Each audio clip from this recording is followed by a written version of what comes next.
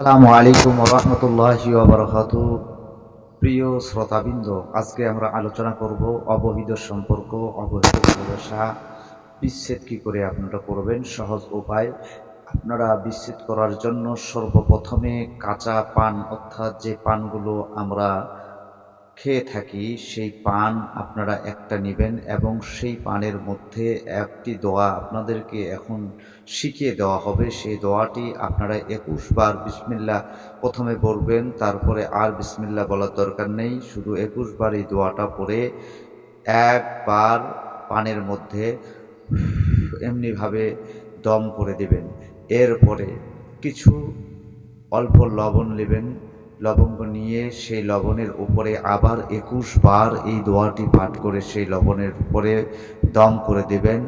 আর এই পানে সুপারি মিশ্রিত করে, সুপারি মিশ করে ওই ব্যক্তিকে যে অবহিত সম্পর্ক, অবহিত ভালোবাসার মধ্যে লিপ্ত হয়েছে, অর্থাৎ পরকীয়ায় পড়েছে, তাকে খাওয়াই দিবেন। এরপরে বাকি যে লবঙ্গটুকু থাকলো, এই লবঙ্গটুকু আপনি রাতের বেলা কোনো আগুনের মধ্যে আপনি অল্প অল্প করে জ্বালিয়ে দিবেন। দেখবেন ইনশাআল্লাহ অবহিত ভালোবাসা, অবহিত সম্পর্ক, পরকীয়া নষ্ট হয়ে যাবে। একবার আমলটি করুন, অবশ্যই আপনারা ফলাফল পাবেন। আল্লাহ হাফিজ। আসসালামু আলাইকুম ওয়া রাহমাতুল্লাহ।